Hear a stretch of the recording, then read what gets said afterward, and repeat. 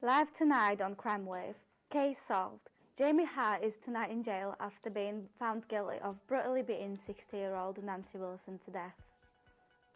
A major police operation in Horsforth today, after a man is found dead outside of his home in the early hours of the morning. Kate Roberts, our reporter, will be giving us live updates later on. And what is the impact of being a victim of crime? We'll be talking to two students who have experienced being robbed and who will be telling us their story. That's all coming up in the next 15 minutes here on Crimewave.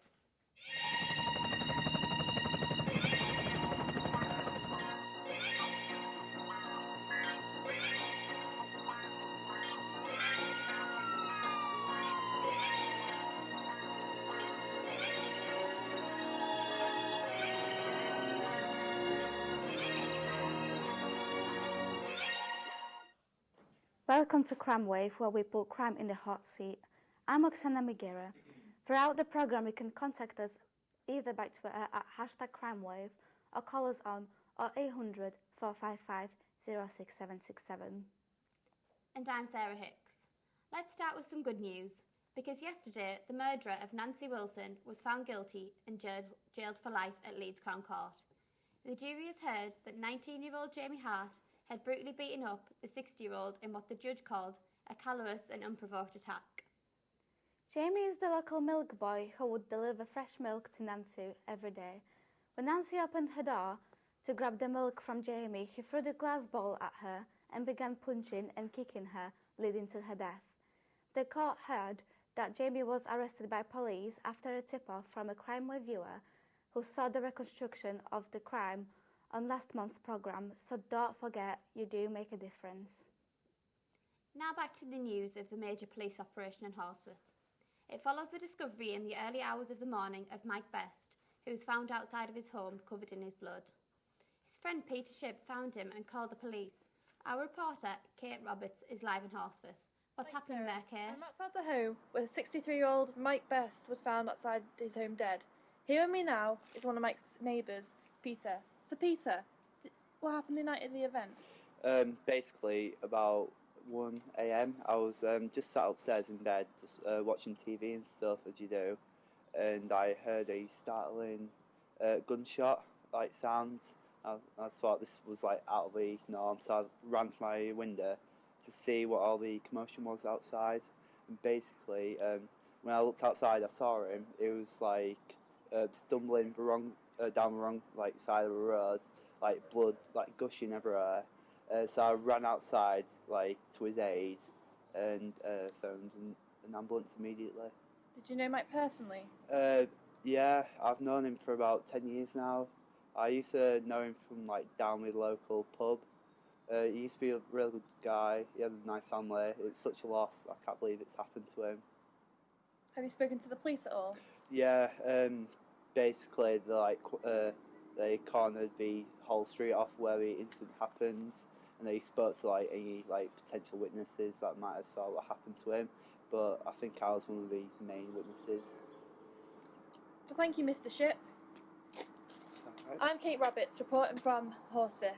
Back to you in the studio. Thanks, Kate. I will keep you up to date with any developments on that murder investigation.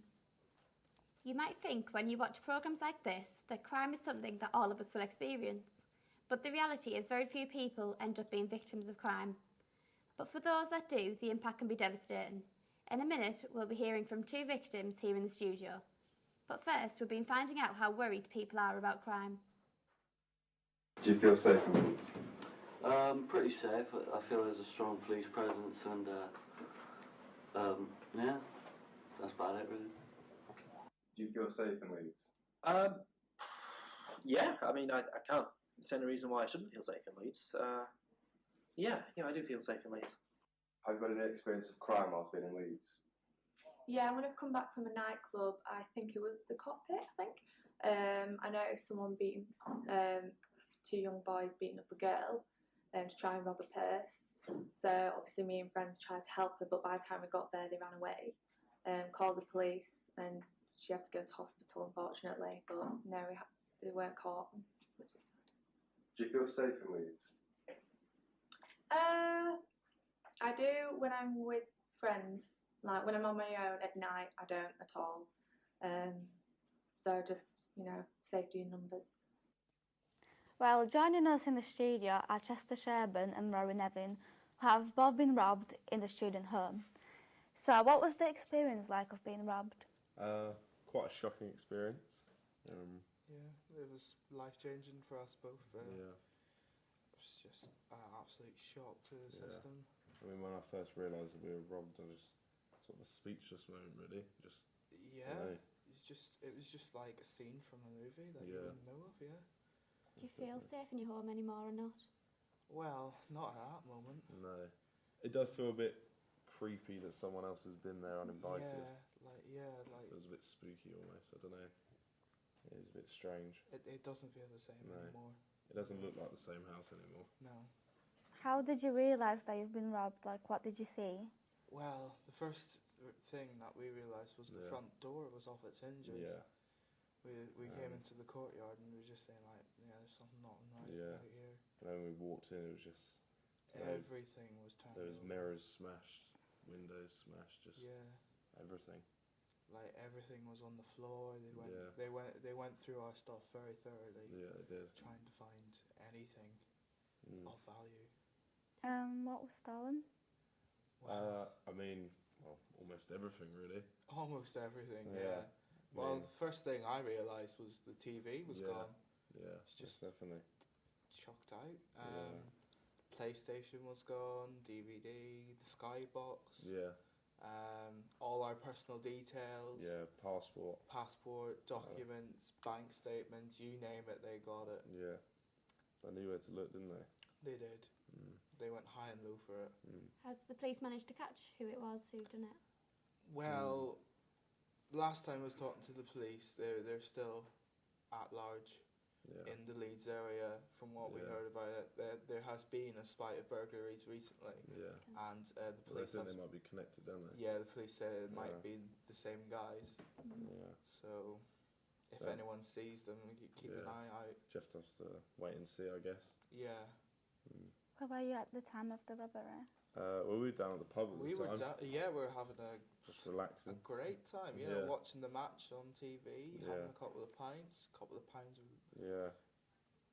of pool, Yeah, it was good fun. Yeah, we're having a great time. Bit of a downer to the day when you come back and see your house is robbed. Yeah. Was anyone at home? Yes. Yeah. Sadly, Peter was there, and whenever we came in, we found him on the floor, and he was beaten up, shaken. Yeah. We rang the ambulance straight away. Yeah. That's the first thing we thought of, was just make sure he was okay. He seemed pretty shocked. Yeah, he was like blue in the face from bruises and all. He was beaten up really badly. He's still in hospital now. Yeah. He's making a good recovery, thank God. So, fortunately for that. Yeah. What was your family's reaction? I mean, my mum seemed pretty shocked by it. I mean, she's going to come up in a couple of days and see how we are. But yeah, she seemed pretty shocked. Well, whenever I rang my mum, she was even more shocked than me. Yeah. It just felt really like you were in a dream, a really bad nightmare. Yeah. It's not nice. It's not nice at all. No. Have you been in contact with your landlord? I mean, not yet. The police have been speaking to the landlord. Yeah. I'm surprised they haven't been in contact with us yet. I think they would have. Yeah. But that'll be the next thing, to get in contact with them and make sure that hopefully they can support us in any way. Yeah. Is it something you think he's used to? Like, obviously, with owning a few student houses. I mean, it could be. I mean, it does happen in the area quite a lot. Yeah, so we do hear about it through social media. It may have happened before with him, so I'm not sure. I hope so. We'll see tomorrow. Yeah.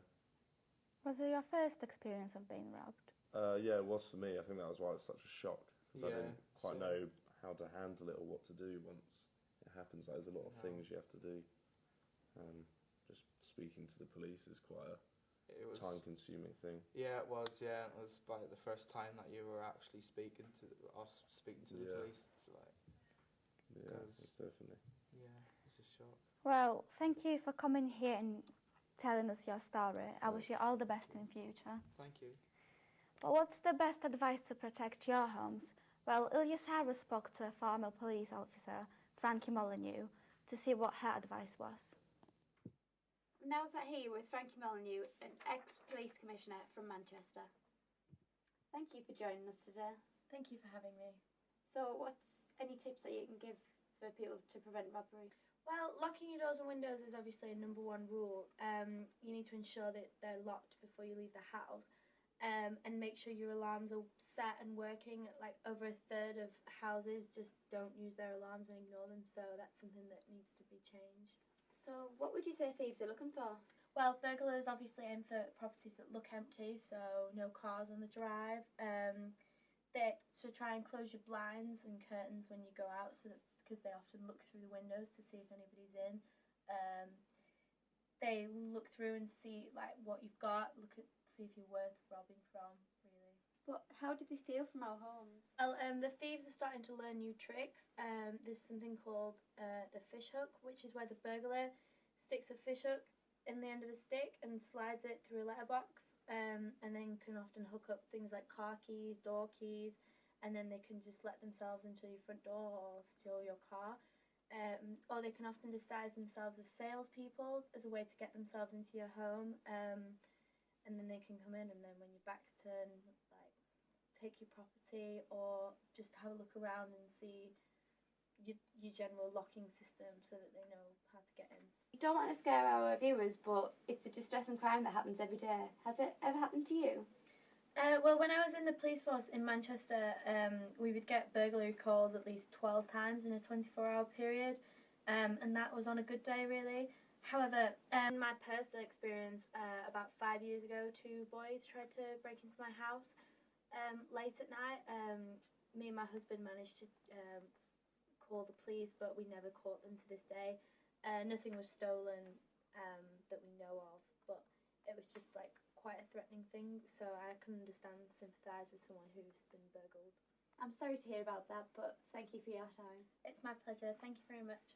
I'm Sarah Hicks. I'm back to the studio. Now, time to see if you can help trace any of the people on our wanted list. Over to Sarah. Thank you, Oksana. On our wanted list starts with Liam Fiennes, who is based in Manchester. He's committed a range of offences varying from possession of cannabis, diamorphine and ammunition without a shotgun certificate. He is a white male, 5 foot 10 inches, with a slim build, blue eyes and has a slight Irish accent. Next, we have Rezgar Zangana, who raped a 25-year-old woman in a taxi on the 10th of December 2006 on Argyle Street in Glasgow. He is an Iraqi male with black hair and dark brown eyes. And finally, we have James Tarrant, who also supplies Class A cocaine and cannabis, but also has possession of firearm and ammunition illegally. He is a 5 foot 10 inch British male with a slim build, blue eyes. He may have short or long grey hair and is being known to have a goatee and a moustache. Thank you for that, Sarah. If you see or know anything about the whereabouts of the wanted people, call the police or you can contact Crimewave on 0800 455 06767.